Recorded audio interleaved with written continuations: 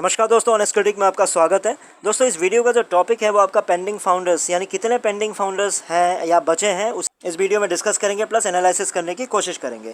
तो चलिए वीडियो को शुरू करते हैं। सो कंसर्न क्या है, वो लास्ट ईयर से कंसर्न स्टार्ट है। अगर आपको याद होगा कि लास्ट ईयर ही ये फाउंडरशिप बंद होने जा रही थी, लेकिन ऐश ने थोड़ा सा टाइम एक्स्ट्रा दे दिया था क्योंकि वो पेंडिंग फाउंडर्स के लिए थोड़ा बहुत सोच रहे थे, क्योंकि बहुत दिनों से वो भी जुड़े हुए हैं। तो उनके लिए थोड़ा सा दया करके उनके बारे में सोच के थोड़ा सा टाइम उनको दे दिया था, और उसके बाद क्लियरली बोल दिया था कि हम बहुत ही जल्द इसको फ्लश कर देंगे, क्योंकि 18-19 का फ्लश कर दिया है और हम आई थिंक 20 के अब बाकी रह गया, ऐसा कुछ बातें चल रही थी।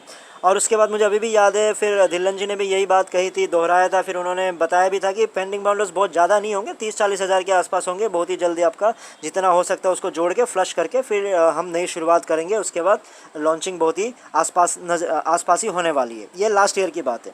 उसके बाद से अभी 1 साल गुजर चुके हैं, और 1 साल के बाद भी अगर आप सबको अभी नया अपडेट आप पता ही है कि 6 अक्टूबर के लिए उसको एक्सटेंड कर दिया गया है, यानी पेंडिंग फाउंडर्स जो भी है उसको दे सकते हैं।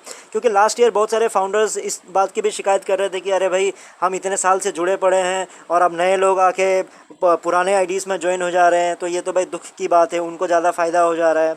तो उस चीज़ के लिए भी बोला था कि ऐसा कुछ नहीं है, लेकिन ऐश ने ऐसा कुछ सोचा हुआ है कि पुराने को भी फ़ायदा होगा, नए को भी फ़ायदा होगा। जो भी है वो तो कभी पे प्लान तो कभी बताते नहीं है, लेकिन ऐसी कोई बातें की गई थी।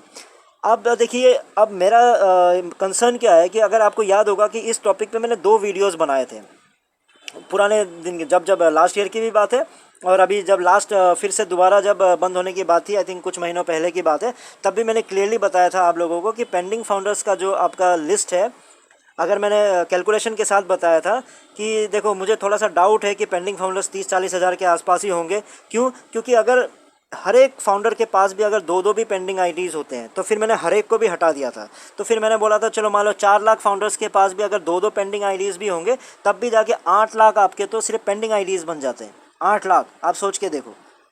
तो अगर, लेकिन फिर भी अगर मैं एक्चुअल चीज़ों पे जाऊँ तो मुझे लगता है 2-2 तो मैंने कम ले लिया है, बल्कि ज़्यादातर जितना मैंने सुना है 4-4, 5-5, 6-6, 10-10, 15-15 बहुतों के पास पेंडिंग आईडीज़ भरे पड़े हैं।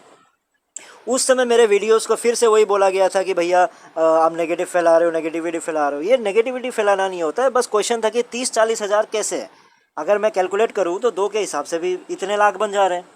अगर आपको उस समय विश्वास नहीं हुआ तो अब जाके आपको विश्वास हो जाएगा, क्योंकि सारे यूट्यूबर्स क्या बोल रहे हैं। अगर आप जावेर के वीडियोस देखो, 2 वीडियोस बना चुके हैं, वो ये बोल रहे कि मेरे पास बहुत सारे पेंडिंग आईडीज़ पड़े हैं, आप मुझसे ले सकते हो।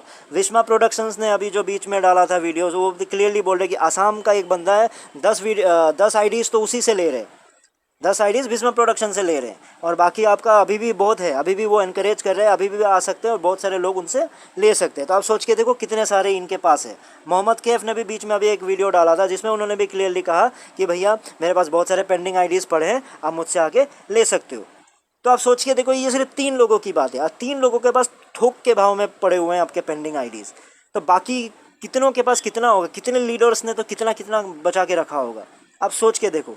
तो उस समय मैंने जो डाउट रेज़ किया था, आप लोगों को बताया था, जो समझदार फाउंडर से आपको समझ में आया ना कि आप कितने समझदार हो। क्यों मैं आपको समझदार फाउंडर बोल रहा हूँ?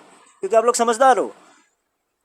तो अभी के डेट में शायद आप ना समझी करो और थोड़ा सा ये समझ जाओ कि मैंने उस समय शायद सही बात की होगी। तो इसका ये मतलब हुआ है कि तो डेफिनेटली जो 30-40 हज़ार का जो आपका जो पेंडिंग फाउंडर्स का जो आईडीज़ के बात कही गई थी, तो कहीं ना कहीं मुझे जो लगता है कि वो झूठी होगी, क्योंकि रियलिटी जो है मच मोर है। ठीक है, बहुत ही जो पेड फाउंडर्स हैं, मुझे जो लगता है पेड फाउंडर्स बहुत कम है पेंडिंग फाउंडर्स के मुकाबले। अब देखो, मेरा जो पॉइंट है, मेरा जो केस है, it's not about pending IDs कितने बचे हैं या कितना रह गया है, या फिर कितना बचेगा, कितना नहीं बचेगा, कितने लोग आएंगे। क्योंकि देखो, मैंने आप लोगों से पहले भी कहा था कि जो आपका है फाउंडरशिप बंद होने का, लॉन्चिंग से उसका कोई लेना देना नहीं है, बल्कि अगर आप फाउंडरशिप बंद करवा रहे हो तो कहीं ना कहीं आप लोगों का नुकसान होगा, क्योंकि कंपनी के पास पैसे आने कम हो जाएंगे, पैसे आने बंद हो जाएंगे, और उसके बाद कहीं ना कोई प्रॉब्लम आएगी। उसके बाद भी पेंडिंग फाउंडर्स फिर भी बंद हो गया, क्योंकि डेफिनेट सी बात है कि उसके बाद तो बहुत ही ज़्यादा स्लो आउट हो गया था जो आपका फाउंडर्स का जुड़ना। तो उस वजह से आपके जो फाउंडरशिप बंद हो गया था। लेकिन पेंडिंग फाउंडर्स को क्यों रखा गया? क्योंकि उनसे उम्मीदें, अगर वो जुड़े हैं तो कहीं ना कहीं उम्मीदें हैं, तो उस वजह से पेंडिंग फाउंडर्स को रखा गया। और जहाँ तक मुझे लगता है, जो फीफा वर्ल्ड कप की बातें और थोड़ा सा अभी बहुत सारे जोश में जिस तरह से बातें की जा रही है, BMW से लेके बहुत सारी चीज़ें, ये पेंडिंग फाउंडर्स को ही उनकी उत्सुकता बढ़ाने के लिए ये सब मार्केटिंग की जा रही है। ठीक है, ये सच्ची बात है ना। तो इसमें कोई मतलब दोगलापंती करने की मुझे नहीं लगता कि मैं छुप के या फिर कुछ शर्मा के ऐसा चीज़ें बोलूँ, जो है वो है। लेकिन मेरा मेन कंसर्न ये है कि मतलब बार बार जो ऑन पैसिव है, ऑन पैसिव ट्रांसपेरेंट क्यों नहीं है ऐसे चीज़ों के लिए भी? ऐसे चीज़ों के लिए भी आप क्यों झूठ बोलते हो? क्योंकि देखो, मुझे नहीं लगता कि अगर मतलब अगर आप इसको एक करेक्ट फिगर उसी समय बताना शुरू कर देते, या भाई जिस समय चल रहे थे उस समय क्या चल रहा था, कुछ बड़ा चढ़ाने के चक्कर में चीज़ें इतनी बढ़ती चली गई कि फिर बहुत सारी चीज़ों को चेंजेस करनी पड़ी। तो वही चीज़ है, फाउंडर्स को भी अगर आपको उस समय सही बता देते तो उसमें क्या प्रॉब्लम था? मतलब मैं कंक्लूड तो नहीं करना चाहूँगा, बस मैं पूछना चाहूँगा कि कब ऐसा आएगा कि जो ऐश है ट्रांसपेरेंट हो जाएंगे फाउंडर्स के साथ। प्रोडक्ट्स हो गए, पे प्लान्स हो गए, चलो ये कॉपी हो जाएंगे क्योंकि ये ऐसे लेवल पे बन रहे हैं, ऐसा पे प्लान है जो कभी नहीं बना, तो डेफिनेटली मैं समझ सकता हूँ कि वो बाकी कंपनीज उसको चोरी कर लेंगे, कॉपी कर लेंगे, ठीक है, मान लिया। लेकिन नॉर्मल अपडेट्स, नॉर्मल बातें, नॉर्मल चीज़ें, इन चीज़ों के लिए ट्रांसपेरेंट होने में क्या प्रॉब्लम है? इन पे क्यों झूठ बोला जाता है?